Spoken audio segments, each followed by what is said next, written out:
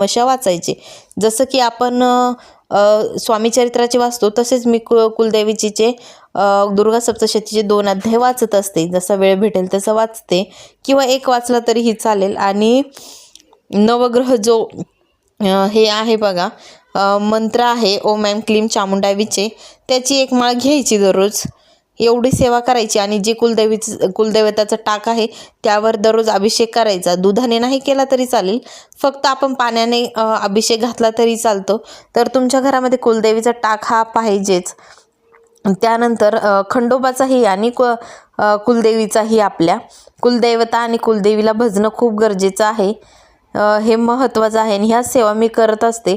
आणि मंगळवारी आणि शुक्रवारी ह्या दोन्ही दिवशी जो मंगल कलश आहे घरातला, त्या मंगल कलशाचं पाणी वगैरे मी बदलत असते. तर ह्याच पद्धतीने छोटी मोठी सेवा होत असते, जास्त काही सेवा नसते. आणि कुलदैवताची सेवा म्हणजे बाकीच्या सेवा एवढ्या होऊन जात्या की कुलदैवताची सेवा करायला कधी कधी वेळ भेटत नाही. पण तरीही एक माळ का होईना ओम ऐं क्लीम चामुंडाय विचे हा मंत्र जप कराच, एवढंच सांगेल. त्यानंतर तुम्ही देव इथे बघू शकता, किती सुंदर दिसत आहेत ना, आणि एकदम स्वच्छ निघाले पण आहे. आता तुम्ही मला कमेंट करून विचारसाल की जे समोर टाक आहे, तर एक खंडोबाचा टाक आहे. त्यामध्ये हा जो मोठा दिसतो आहे तुम्हाला, तो रेणुका मातेचा टाक आहे. आमची कुलदैवत जी आहे ती रेणुका माता आहे. आणि एक माझ्या ज्या सासू आहे, आपले पितरांचे टाक त्यांचा आहे. आणि 2 जे आईंचे सासू सासरे म्हणजे त्यांचे जे पित्र आहे त्यांचे ते 2 टाक आहे. तर असे आमच्याकडे पितरांचे टाक आहे. आणि एक जो आहे तो देवीचा टाक आहे, संतोषी माताचा. तर असे काही टाक आहे माझ्याकडे. त्यानंतर इथे मी पूर्ण देवघर जे आहे क्लीन केलं ना. अर्थातच आता सेवा वगैरे पण बाकी होत्या.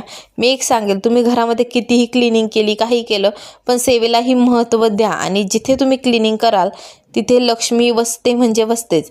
आणि आता राहिला प्रश्न देवघरातील जे आपण वस्त्र आथरतो ते बदलायचं केव्हा, तर तुम्ही ते दररोजही बदलू शकता.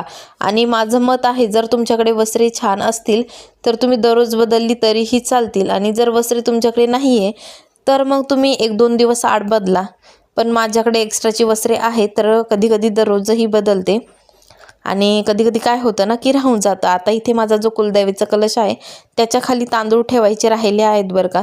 कारण की जे जुने तांदूळ असतात ते आपण हप्त्याला किंवा पौर्णिमेला बदलू शकतो. तर मी ते ह्या पौर्णिमेला माझ्याकडून बदलायचे राहिले होते, तर मी ते ह्या पौर्णिमेला बदलले. पण त्या तांदूळाचं करायचं काय, जे अन्नपूर्णा मातेच्या खाली पण आपण तांदूळ ठेवतो बघा, तर त्याचं काय करायचं की आपले जे आपण जे रेग्युलरमध्ये भात